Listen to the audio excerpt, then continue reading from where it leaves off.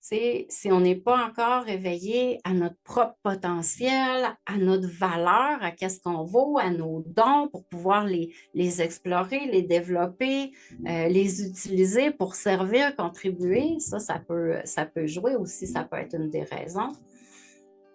Pourquoi on a besoin de faire du commérage puis des raconteurs.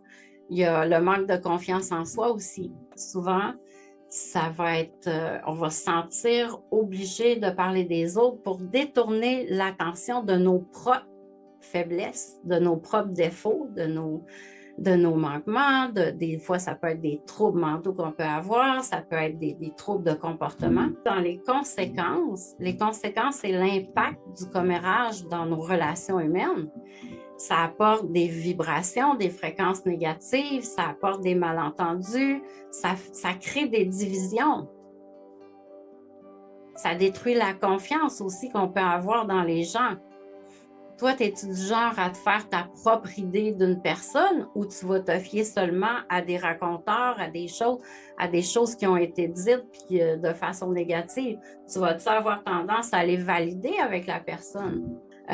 Ça nous déconnecte aussi de notre nature divine, ça nous déconnecte de nos dons, ça nous déconnecte de nos projets, de notre motivation aussi, vraiment, parce que c'est pas surprenant hein, c'est pas surprenant que des fois on ait peur de mettre nos projets de l'avant, qu'on ait peur de passer à l'action, qu'on ait peur de se mettre de l'avant, de montrer qu'est-ce qu'on a à offrir, de montrer qui on est vraiment. Quand on voit le cœur de l'humain, comment est-ce qu'il est tortueux, comment est-ce qu'on peut porter des choses pas toujours le fun, là, tu sais. À quel point aussi on peut être méchant dans nos propos. Dans un environnement où est-ce qu'il y a un groupe de personnes qui ont un appel à l'intérieur d'elles, qui sont dans un environnement où est-ce qu'on s'entraide, où est-ce qu'on prie ensemble, où est-ce qu'on s'édifie, où est-ce qu'on s'encourage, où est-ce qu'on se donne des paroles valorisantes, encourageantes, où est-ce qu'on se dit les vraies affaires, qu'on n'a pas peur d'être nous-mêmes, où est-ce qu'on peut se permettre d'être authentique, d'être dans notre vérité, où est-ce qu'on peut se permettre aussi de dire, tu sais, de dire les vraies affaires et de régler avec qui de droit ce qu'on a à cœur. Ce qu'on pense, qu'on ressent quand on dit le contraire de ça, c'est se mentir, c'est mentir à l'autre aussi en même temps.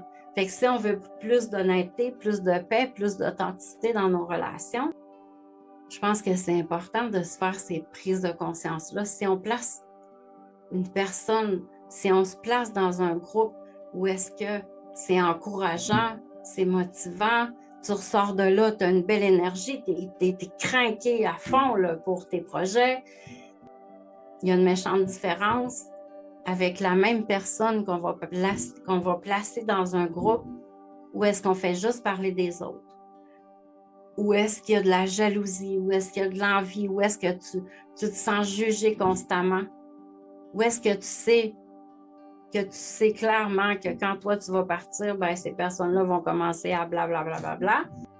Dans un environnement comme ça, c'est pas surprenant qu'on n'ait pas envie d'aller se montrer après, qu'on n'ait pas envie de foncer dans nos projets. Et ma question aujourd'hui, est-ce qu'on est plus addict au raconteur, au commérage?